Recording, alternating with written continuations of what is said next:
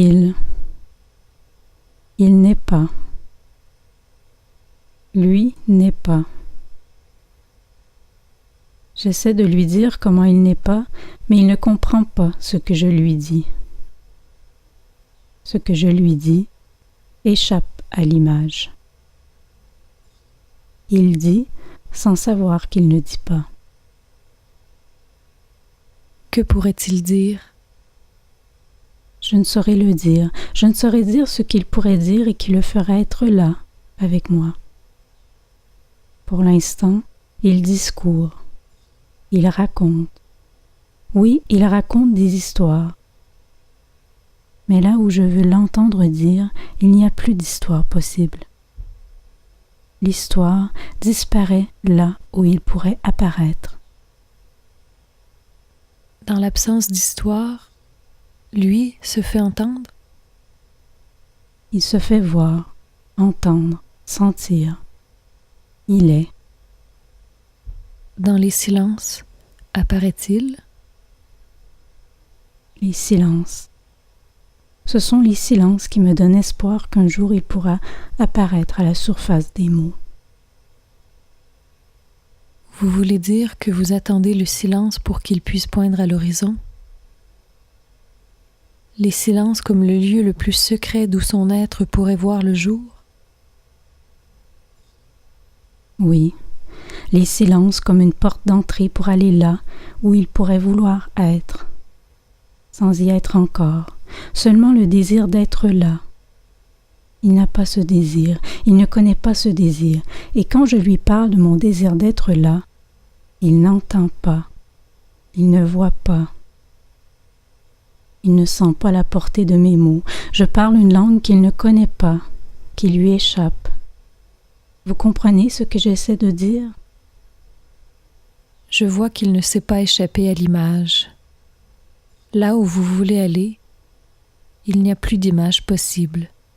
Il y a seulement un creux, et dans ce creux une voix solitaire devant sa question. La parole, lui, ne connaît pas, ne sait pas ce qu'est que de dire. Il ne le sait pas, puis quand il pourrait la rencontrer, elle lui apparaîtrait abstraite et sans importance. Elle lui apparaîtrait comme dénuée de sens. Quand il parle, il affirme ce qu'il semble être plutôt que de le montrer. Dans le monde, il se sent assuré. Et vous ? Je ne me sens jamais bien là quand les autres y sont. Je suis toujours un peu en retrait, ailleurs si possible, détaché. Déporté de ce que le monde vous offre comme reconnaissance ?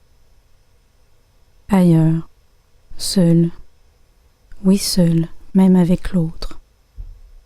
Et ce que vous découvrez là, dans cette solitude, ce n'est jamais bien certain. C'est toujours un peu flou et énigmatique, quelque chose qui ne semble pas vouloir se montrer en public. Quelque chose qui échappe au monde, au bruit du monde. Un silence parlant. Ce serait aller trop loin en disant qu'il ne sait pas là d'où je parle. Vous croyez qu'il sent même s'il ne sait pas ? Il ne sait pas qu'il sait, mais il sait. Oui, sinon il ne pourrait y avoir la possibilité du savoir. Il sait sans le savoir ? Il sait comme on peut connaître à travers un rêve. On l'entrevoit sans être capable de le saisir. Parce qu'il rêve, il a une notion de là où il est. Sans reconnaître ce lieu comme un savoir ? Sans prendre le rêve au sérieux. Là où il est, vous y êtes aussi ? Je suis là où j'adviens dans la parole, et cette parole, j'espère qu'il puisse un jour l'entendre. Vous ne le savez pas ? Je l'espère, mais n'en suis pas certaine du tout. Ma parole est si irreprésentable qu'il me demandera peut-être d'où elle vient et où elle va. Vous croyez qu'il vous le demandera ? Peut-être qu'il cessera tout simplement de vouloir m'entendre. La possibilité de m'entendre lui sera impossible. Pourquoi?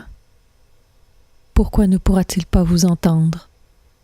Parce qu'il se refusera à entrer en rapport avec cette absence, avec ce vide et cette faille qu'il sentira poindre en lui et qui le fera souffrir.